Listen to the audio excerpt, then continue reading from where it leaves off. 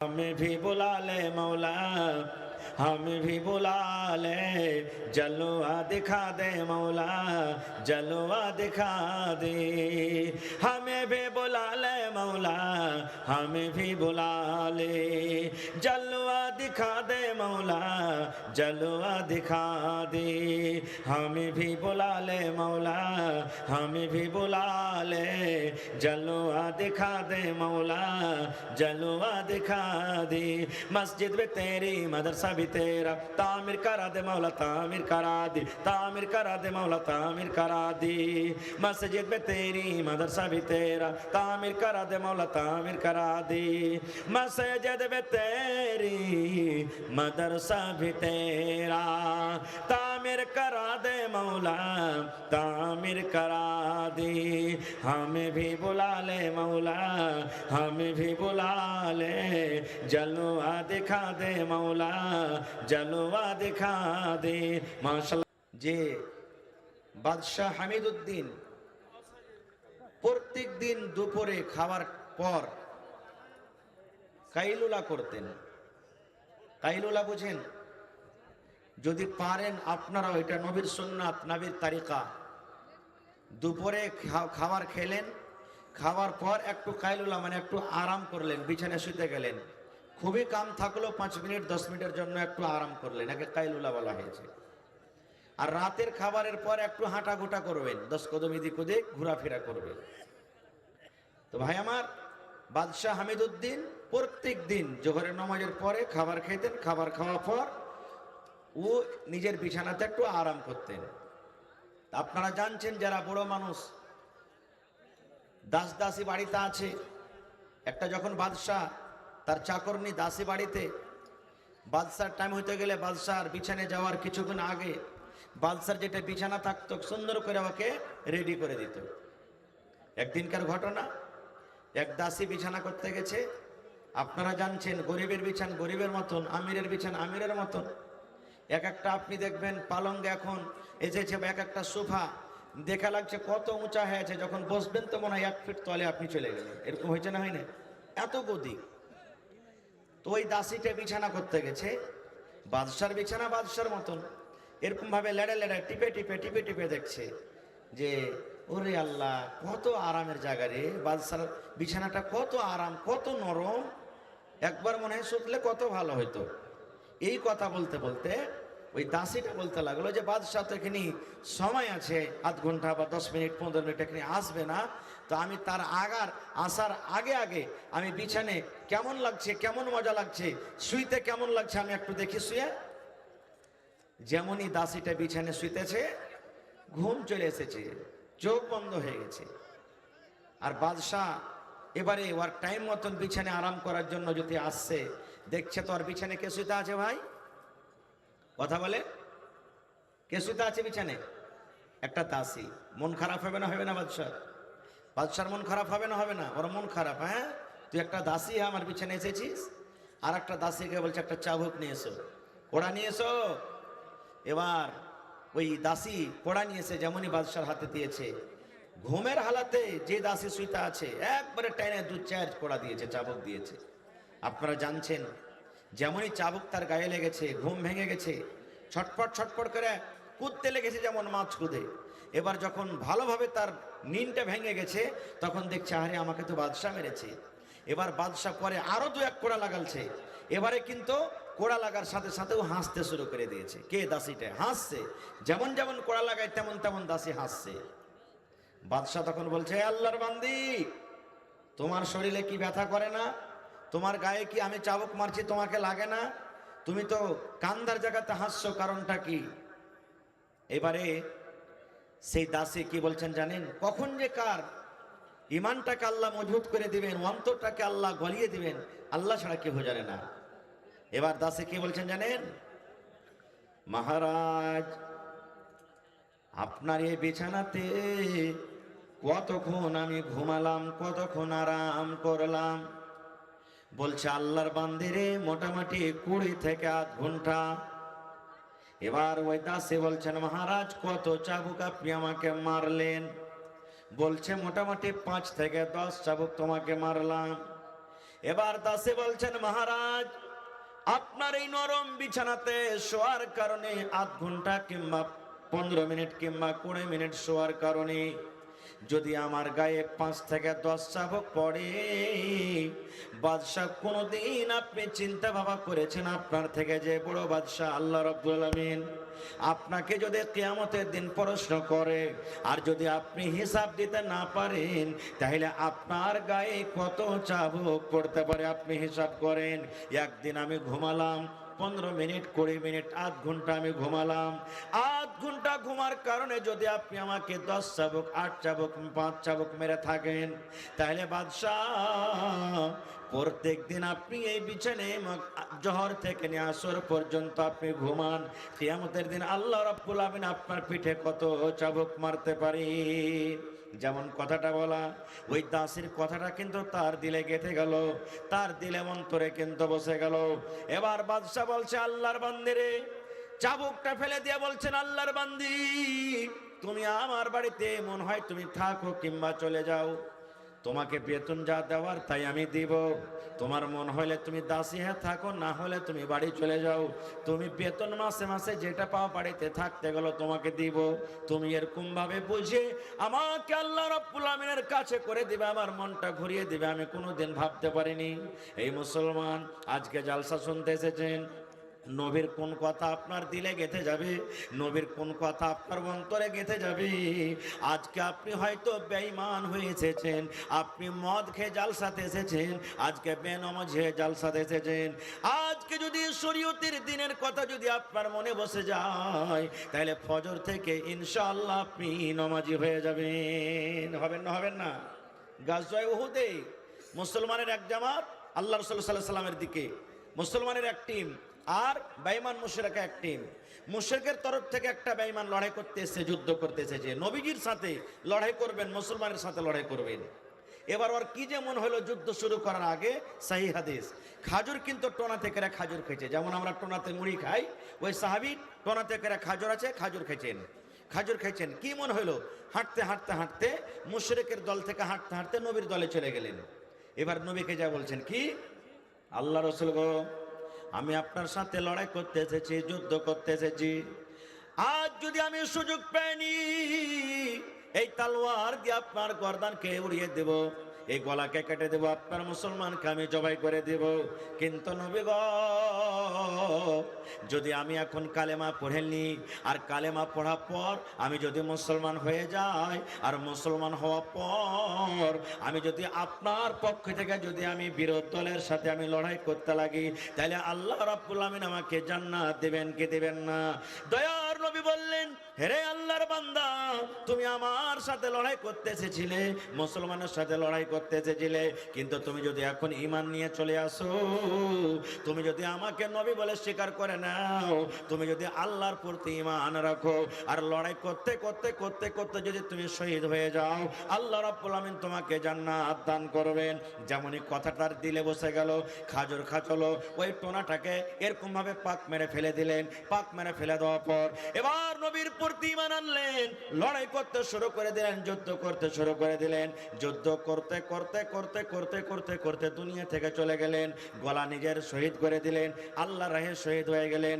আল্লাহ রাসূল বলেছেন, উম্মত এক টাইমও লোকটা নামাজ পড়িতে পাইনি, মুসলমান হওয়ার পর এক টাইম তারপরে নামাজ আসেনি, এক সময় নামাজ হয়নি।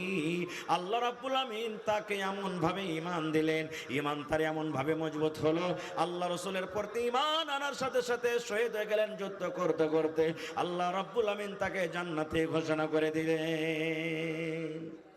আল্লাহ রাব্বুল আমিন কখন কাকে হেদায়েত দান করবেন আল্লাহ তাবারাক ওয়া তাআলা ভাই ছাড়া কেউ জানে না। খৈর যা হোক, আমি আপনাদের সামনে কোরআন মাজিদের একটা আয়াত তেলাওয়াত করেছি। আল্লাহ তাবারাক ওয়া তাআলা কোরআনে বলছেন, ওয়ামা আতাকুমুর রাসূল, রাসূল যা তোমাকে দিবে। আমাদের রাসূলের নাম কি ভাই একটু বলেন তো আপনারা, জোরে বলেন, জানেন না? আল্লাহ বলছেন রাসূল যা তোমাকে দিবে, মানে মুহাম্মদ সাল্লাল্লাহু আলাইহি সাল্লাম আমাদের আখিরি নবী। মুহাম্মদ সাল্লাল্লাহু আলাইহি সাল্লাম যা তোমাকে দিবে, ফাখুযুহু, সেটা তুমি নিয়ে নাও। আল্লাহ বলছেন ওয়ামা নাহাকুম আনহু ফান্তাহু, এবং রাসূল যে কাজ থেকে তোমাকে নিষেধ করবে, বাধা দিবে, ফান্তাহু, তুমি রুকে যাও। সোজা কথা, রাসূল যা দিবে নিয়ে নাও, রাসূল যে কাজ থেকে নিষেধ করবেন তুমি রুকে যাও।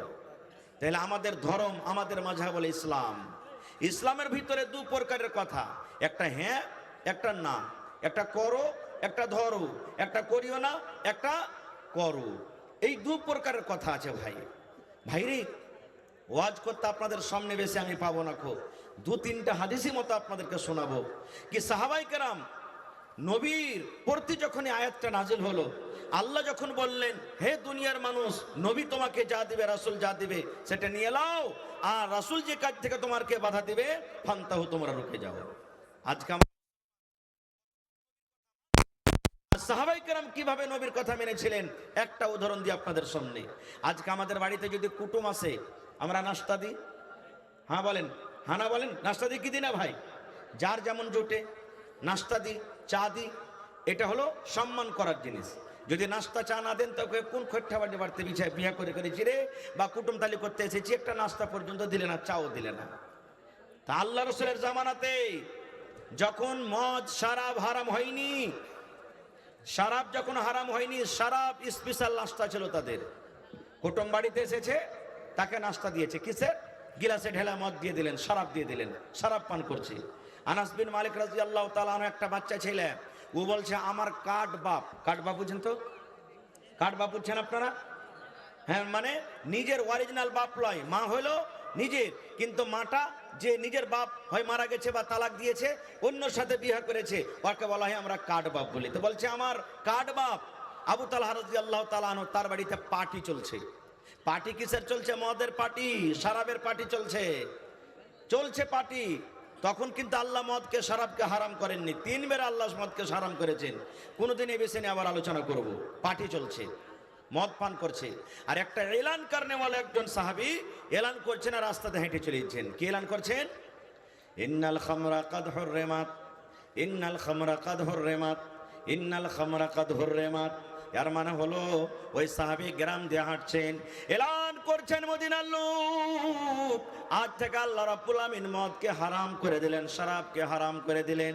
আজ থেকে আল্লাহ মদকে হারাম করে দিলেন, আল্লাহ শরাবকে হারাম করে দিলেন, মদকে হারাম করে দিলেন। এই কথা বলছেন আর চলে যায়, এই কথা বলছেন আর চলে যায়।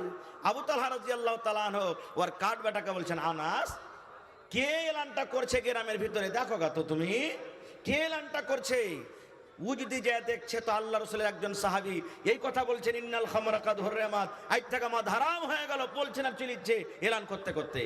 এবার যখন এসে বলেছেন যে এরকম এরকম ব্যাপার, আজকে কত ভাই এমন আছেন ওয়াজ শুনে খুব মন গলে গেল, খায়নির পকেটটাকে লিয়ে, চুনাটিকে লিয়ে দিলে পাক মেরে, মধুর পকেটটাকে লিয়ে দিলে পাক মেরে, মেলায় রকম নাশা করছে, আর খাবো না রে। কিন্তু কত ভাই এমন আছেন দুদিন একদিন থাকা পর কয়ে ছাড়তে যা পারি না, হে তখন ফের একটু একটু একটু খেয়ে দেখি, আর খেতে খেতে খেতে খেতে ফের ধরে নিছে। এরকম হয়েছে না, হয়নি? কিন্তু সাহাবীর আমল দেখেন, যেমন শুনলেন যে আজ থেকে আল্লাহ মদকে হারাম করে দিলেন, সাহাবীর অবস্থা কি? ওরে সুবহানাল্লাহ, যে সাহাবী গিলাসটা হাতে নিয়েছিলেন, গিলাসটাকে ফেলে দিলেন, আর পান করব না। যে সাহাবীর মুখে চলে গেছে, থুতু থুতু থুতু করে ফেলে দিলেন। যে সাহাবী হয়তো ঢোক গিলে নিয়েছে, পেটে চলে গেছে, গলাতে মুখে লোক দিয়ে দিলেন, আর লোকটা দিয়ে হ্যাঁ খ্যাক খ্যাক খ্যাক খ্যাক করে উল্টি করে ফেলে দিলেন। এবং বাড়িতে তাদের ডোলে রাখা ছিল, হাঁড়িতে রাখা ছিল, বড় বড় কোপাতে রাখা ছিল। ওরে সুবহানাল্লাহ, মাথাতে করে বড় বড় কোপা নাই, আর এরকম ভাবে আইফসা আইফসা আইফসা আইফসা ভেঙে দেয়। আনাস বিন মালিক বলছেন, বাড়ি থেকে তারা এরকম ভাবে বর্তন নিয়েছে, সব বর্তনকে ভেঙে ভেঙে চুরমার করে দিল। যেমন পানি আসে, বন্যা আসে, আর বন্যা আসার পর যেমন পানি বহে চলে যায়, ওই মতো সেই দিন দেখলাম কি মদিনার গলিতে, রাস্তাতে মনে হয় শরাবের বন্যা শুরু হয়ে গেছে। নারে তাকবীর! ভাই আমার, দেখেন সাহাবীদের আমল কেমন, যে আল্লাহ হারাম করলেন ছেড়ে দেব, এর নাম হলো কি? রাসূল যা দেবে তুমি নিয়ে নাও। আর একটু আগে চলেন, আল্লাহ রাসূল একদিন বসে আছেন, আর আল্লাহ রাসূলের স্ত্রী মা আয়েশা রাদিয়াল্লাহু তাআলা আনহা, নবীজি খুব ভালোবাসতেন, সব বিবিকে ভালোবাসতেন, মা আয়েশাকে আরো ভালোবাসতেন। বসে আছেন পাঞ্জরে, স্বামী স্ত্রীতে গল্প সল্প চলছে। সতীন বুঝেন? সতীন বুঝেন আপনারা? আশা করছি একটা পুরুষ আর দুটা তিনটা স্ত্রী, ওকে সতীন বলা হয়। এবার মা আয়েশা রাদিয়াল্লাহু তাআলা আনহা নবীর পাঞ্জরে কিন্তু বসে আছেন, আর আল্লাহ রসুলের আর একটা স্ত্রী সাফিয়া রাদিয়াল্লাহু তাআলা আনহা, ও সাইজে কিন্তু একটু নাটি। মেলায় মানুষ আছে না যে কেউ লম্বা, তাকে আমরা বলবো এই তালের গাছ, শোন এখানে। কেউ যদি ছোট হয় তো কি বলবো মজাকে মজাকে, আবে এই বাগন পারবে তো মই দিয়া সিঁড়ি দিয়ে পারবে, একে মই বাঁধাতে হবে, এরকম আমরা গল্প করি। তো আল্লাহ রসুল বসে আছেন, মা আয়েশা নবীর স্ত্রী বসে আছেন, আর সাফিয়া রাদিয়াল্লাহু তাআলা আনহা নবীর একটা স্ত্রী, ও কিন্তু নবীর পাঞ্জরে কোনো কাজে চলে আসছেন। তখন মা আয়েশা নবীকে ইশারা করছেন, কি জানেন? দেখেন আমার দিকে, নবীজি এই দেখেন আপনার স্ত্রী সাফিয়া নাটিকে দেখেন চলে আসছে আপনার পাঞ্জরে, নাটিকে দেখেন, এরকম ভাবে ইশারা করছেন। শুধু নাটি কথা বললেন ভাই মুসলমান, শুধু নাটি। ওরে সুবহানাল্লাহ, যেমন আমার নবীর নাটি কথা শুনলেন, যেমন বেদনার দানা লাল হয় রাগের কারণে, আমার নবীর চোখ দুটা কিন্তু লাল হয়ে গেল। নবী আমার রেগে গেলেন। এবার নবী যে আয়েশাকে বলছেন, আয়েশা রে, একটা লোককে তুমি নাটি বলেছো, একটা লোককে তুমি ছোট বলেছো, একটা লোককে তুমি খাঁটি বলেছো। এই আয়েশা, যারা নাটি ওরাও আল্লাহর তৈরি, যারা লম্বা ওরাও আল্লাহর তৈরি, যারা ধরো ওরাও আল্লাহর তৈরি, যারা কালো ওরাও আল্লাহর তৈরি, যারা মোটা ওরাও আল্লাহর তৈরি, যারা পাতলা ওরাও আল্লাহর তৈরি। হে আয়েশা, তুমি একটা মানুষকে নাটি এবং বাঁটি বলেছো, এই নাটি এবং বাঁটি কথাটা তার মনে কিন্তু খারাপ লেগেছে। আয়েশা, এই নাটি এবং বাঁটি কথাটা এত খারাপ, এত খারাপ, এই কথাটাকে ধরে যদি সমুদ্রে ছেড়ে দেওয়া হয়, যদি পোখরে ছেড়ে দেওয়া হয়, এই কথাটা এমন আল্লাহ রাব্বুল আমিনের নিকটে নোংরা দুর্গন্ধ, যে গোটা সমুদ্রের পানি নোংরা হয়ে যাবে, দুর্গন্ধ হয়ে যাবে। নোংরার কারণে সমুদ্রের পানি কিন্তু পান করা যাবে না। এত খারাপ কথাটা। শুধু নাটি এবং বাটি যদি কথাটাকে ধরে সমুদ্রে ছেড়ে দাও, গোটা সমুদ্রের পানি নোংরা হয়ে যাবে, দুর্গন্ধ হয়ে যাবে। দুর্গন্ধের কারণে সমুদ্রের পানি পান করা যাবে না। মাশাআল্লাহ, দেখেন দান আসতে শুরু হয়ে গেছে ভাই। আমার হাজি আব্দুল শকুর সাহেব 3000 টাকা দিয়েছেন, একজন 500 টাকা, আর একটা 5 মিনিট বাস রোকেন, তখন আমি কালেকশনের দিকে চলে যাব। একটু লেখা রাখেন আপনারা, 5-10 মিনিট বাস, আমি কালেকশনের দিকে চলে যাব। ভাই আমার, তো সাহাবায়ে কেরাম আল্লাহ রাসূল সাল্লাল্লাহু আলাইহি ওয়াসাল্লাম কত রাখলেন? কার ওপরে? বিবির ওপরে। বিবির ওপরে রাখলেন। যেই বিবিকে কত ভালোবাসতেন জানেন? কত ভালোবাসতেন বিবিকে?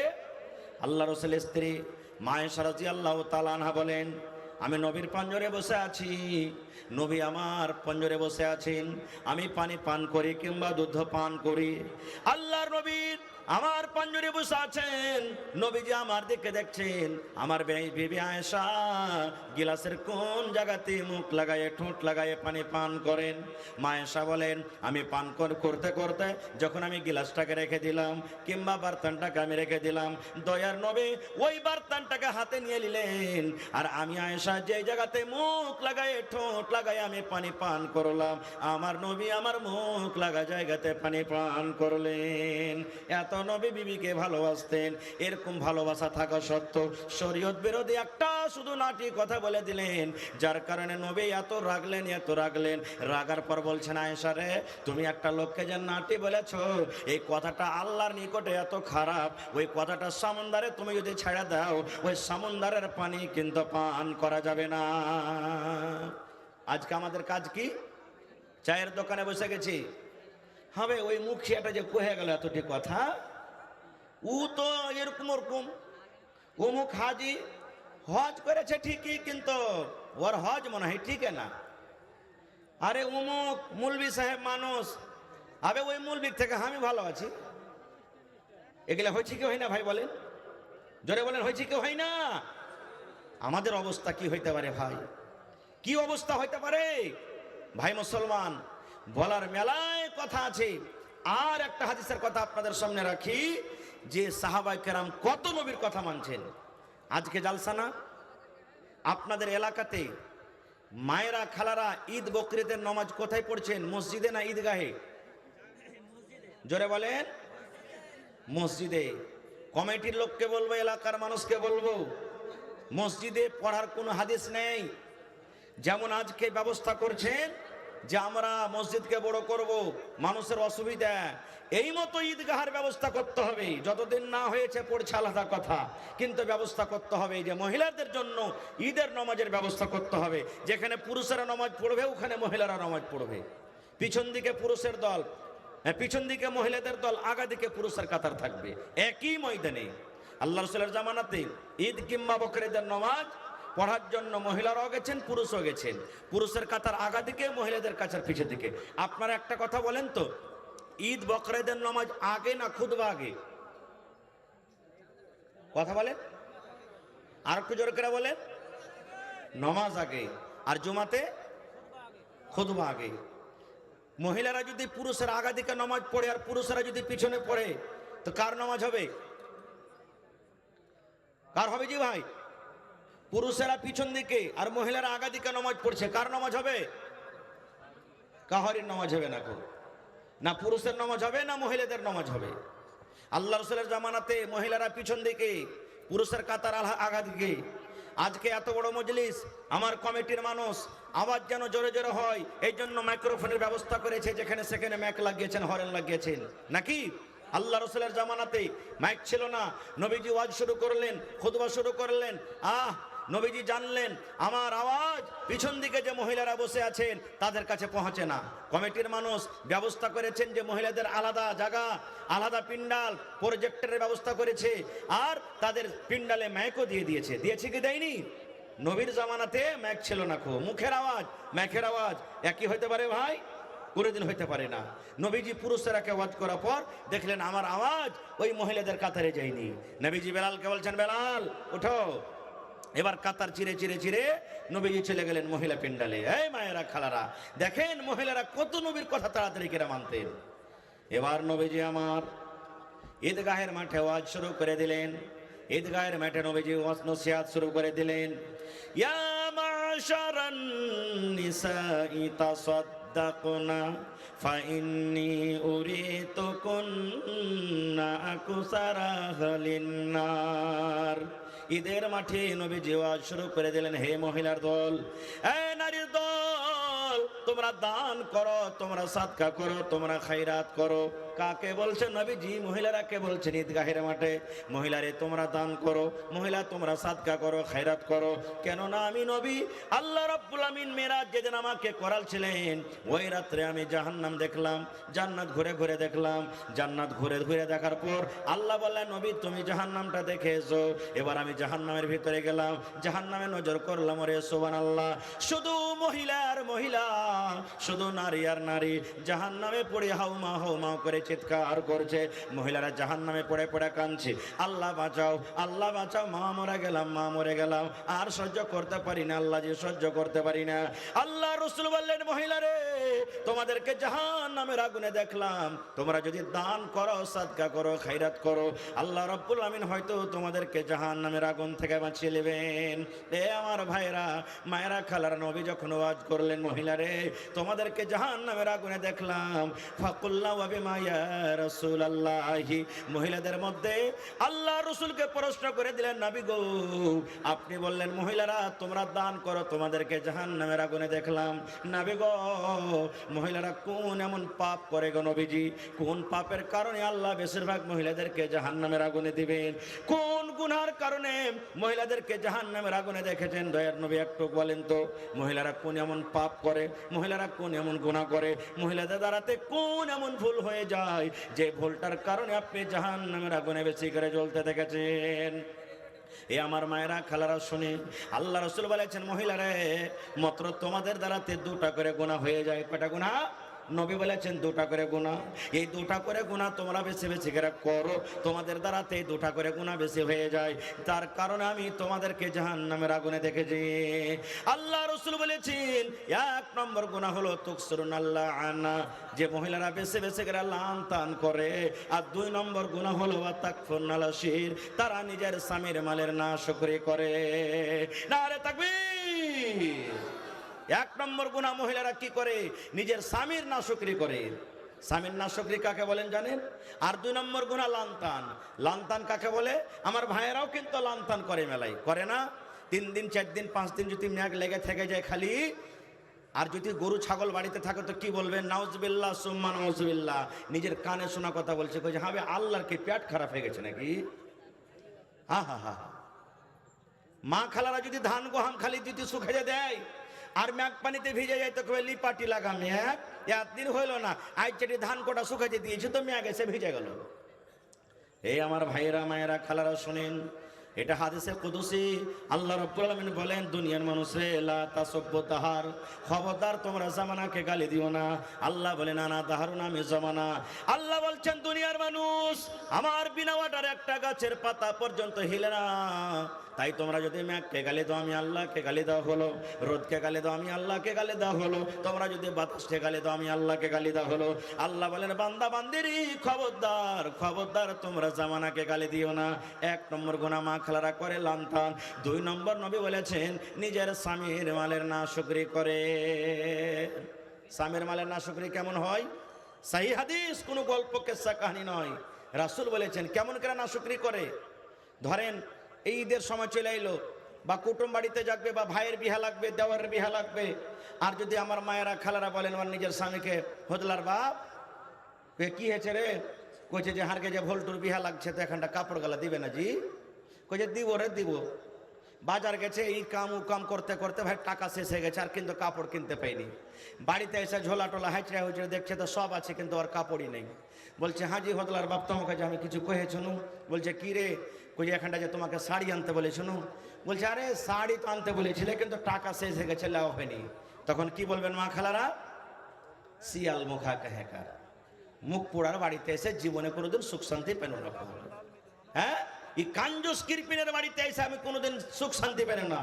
আল্লাহ রাসূল বলেছেন মহিলা তোমার স্বামী রোদে বাতাসে তোমার জন্য কত কষ্ট করেছে আর কত রকম তোমাকে খাবার দিয়েছে, একদিন না পাওয়ার কারণে, একটা সামান না পাওয়ার কারণে তুমি সমস্ত নিয়ামতগুলিকে ভুলে গেলে। রাসূল বলেছেন এটা হলো নাশুকরি। এই নাশুকরি করার কারণে তোমাদেরকে জাহান্নামের আগুনে দেখেছি। রাসূল বলছেন দান করো।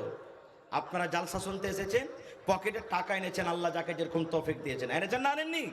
কিন্তু মানুষ নামাজ পড়তে যা কয়টা টাকা নিয়ে যায়। রাসূল ঈদগাহের মাঠে বলছেন দান করো। হযরত বেলাল বলছেন আমি তলিয়া বিছিয়ে দিলাম, আমি রুমাল বিছিয়ে দিলাম, গামছা বিছিয়ে দিলাম। ওরে সুবহানাল্লাহ, নবীর কথা শুনে মহিলারা দান করতে শুরু করে দিলেন, দান করতে শুরু করলেন। কি দান? হযরত বেলাল বলছেন যার কাছে টাকা ছিল টাকা দিয়ে দিলেন, যার কাছে টাকা নাই আংটি আছে আংটি দিয়ে দিলেন, কেউ কানের খুলে দিয়ে দিলেন, কেউ গলের খুলে দিয়ে দিলেন, কেউ হাতের বালা খুলে দিয়ে দিলেন, কেউ গলার হার দিয়ে দিলেন, কেউ পার পায়াল দিয়ে দিলেন। যার কাছে যা গয়নাগাটি ছিল খুলে খুলে খুলে আল্লাহর নবীর সামনে দান করে দিলেন। নারে তাকবীর। আজকে দেখবো আমার কোন মা খালা এমন আছেন 10 জন 15 জন মা খালা গলার হার আংটি পান পায়াল খুলে খুলে আল্লাহর ঘরের জন্য দান করবেন দেখছি। আর একটা হাদিস আপনাদের সামনে বলি, সাহাবায়ে কেরাম কেমন করে নবীর কথা মানতেন। আজকে জালসা হয়েছে মসজিদের না মাদ্রাসার? জোরে বলেন ভাই, মসজিদের না মাদ্রাসা? মসজিদ কার ঘর? আরো জোরে বলেন কার ঘর? আল্লাহর ঘর।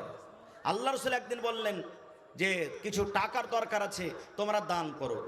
আজকে যেমন কমিটির লোক জালসা করেছেন, আপনাদের কাছে কিছু সাহায্য নেবেন, দিনের কথা আপনাদেরকে কিছু শোনানো হবে। রাসূল বলছেন দান করো। হযরত ওমর ফারুক রাদিয়াল্লাহু তাআলা আনহু মজলিসে মওজুদ, বলছেন আবু বকরকে দান করে জীবনে জিততে পারিনি, আজকে আবু বকরকে দান করে জিতবো। পাল্লা পাল্লি শুরু করে দিলেন। আজকে যেমন আমরা করি না, আহে মুখিয়া তুই দিলি 10,000, সারপঞ্চ দিবে 5,000, মানুষ বলে আরে তুই দিস 15,000 তো আমি দিব 20,000। মেলায় জালসাতে এরকম পাল্লা পাল্লি হয়।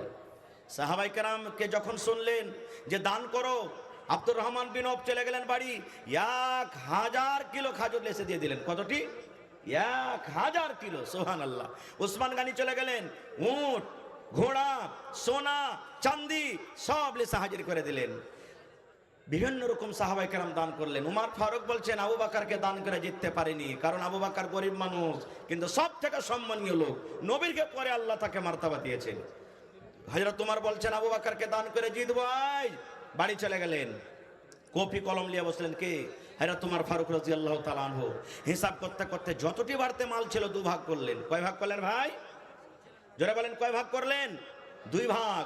1 ভাগ নবীর দরবারে হাজির করে দিলেন, আর 1 ভাগ নিজের ছেলে মেয়ের জন্য বাড়িতে রাখলেন। আর মনে মনে কি আশা, আজ আবু বকরকে দান করে জিতবো। সমস্ত দান দেখা পর এবার শেষের বেলাতে হযরত আবু বকর রাদিয়াল্লাহু তাআলা বাড়ি গেলেন। বাড়িতে যাওয়ার পর বিবিকে বলছেন, বিবি রে, আল্লাহর নবীর দরবারে দান শুরু হয়ে গেছে। আমার বন্ধুরা বিভিন্ন রকমের দান করেছে রে বিবি, আমার বাড়িতে কি আছে আমিও দান করব। কি আছে বিবি, তুমি একটু দয়া করে বলো তো। এবার ভালোবাসা বিবি বলছেন, স্বামী গো, বাড়িতে ওরকম কিছু নাই গো স্বামী, মাত্র 2.5 কিলো কিংবা 3.5 কিলো যাও কিংবা যাও এর আটা আছে। 2.5 কিলো কিংবা 3.5 কিলো যাও কিংবা যাও এর আটা আছে, তাছাড়া বাড়িতে আর কিছু নাই। এবার হযরত আবু বকর বিবিকে বলছেন, বিবি রে, আমি না খেয়ে থাকবো, তুমিও না খেয়ে থাকো, ছেলে মেয়েরা না খেয়ে থাকবে। এই আমার বিবি, সুন্দর করে তুমি ওই যাও কিংবা যাওয়ের আটাকে পুঁটলি করে তুমি আমাকে দিয়ে দাও। এবার আবু বকর মনে মনে বলছেন, আল্লাহ, আমার সাথীরা তো বড় বড় পুঁটলিতে দান করেছে, কে উট দান করেছে, কে ঘোড়া দান করেছে, কে কি দান করেছি, আর আমি এত বড় সাহাবী সামান্য 2.5 কিলো যাও কিংবা যাওয়ের আটা কেমন করে নিয়ে যাব। হযরত আবু বকর রাদিয়াল্লাহু তাআলা আনহু বুকের সাথে এরকম ভাবে দানটাকে বেঁধে নিলেন আর ওপর থেকে একটা চাদরকে গায়ে দিয়ে নিলেন। এবার হাঁটতে হাঁটতে হাঁটতে হাঁটতে কাউকে জানাবো না, বলবো না, না জানিয়া কিন্তু ঢেরিতে ঢেলে দিলেন। বাস 1 মিনিট আর বলবো আপনাদের সামনে, ঢেলে দিলেন, কেউ যাতে জানতে না পারে। 1 মিনিট ঢেলে দিলেন ঢেরিতে। হযরত উমর ফারুক বসে আছেন মজলিসে, আজ আবু বকরকে দান করে জিতবো, মালের আধা দান করেছেন। আর হযরত আবু বকর কি দিলেন, যা ছিল 100 মতন 2.5 কিলো যাও কিংবা যাওয়ের আটা মজলিসে দিয়ে দিলেন। এবার নবীজি আমার বলছেন, ওসমান তুমি কি দিয়েছো? বলছেন, আবি গো, আমার বাড়িতে উট ছিল, উট দিয়েছি, সোনা দিয়েছি, চাঁদি দিয়েছি। আব্দুর রহমান তুমি কে দিয়েছো? খাজুর দিয়েছি।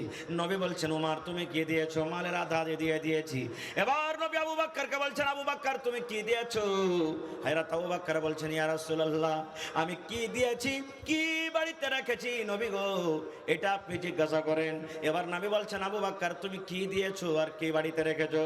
হযরত আবু বকর বলছেন, ইয়া রাসূলুল্লাহ, আল্লাহ নবী গো, আমি আবু বকর আপনার বন্ধু, আপনার শ্বশুর, আপনার দোস্ত, আল্লাহ এবং আল্লাহ রাসূলকে বাড়িতে রেখে আমার বাড়িতে যা ছিল আপনার সামনে আমি হাজির করে দিয়েছি। নবী গো, আমার বাড়িতে শুধু আল্লাহ এবং আল্লাহ রাসূল আছেন, এই বাড়িতে ছাড়া আমার বাড়িতে কিছু নাই, আমি সব আল্লাহর রাহে আমি হাজির করে দিয়েছি।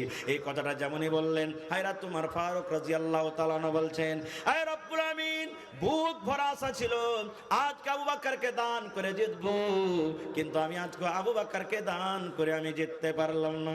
আমি অর্ধেক অর্ধেক দান করেছি, অর্ধেক বাড়িতে রেখেছি, অর্ধেক অর্ধেক নেকি পেয়েছি, আর আবু বকর পূর্ণ দান করে দিয়েছি, পূর্ণ নেকি পেয়ে গেল।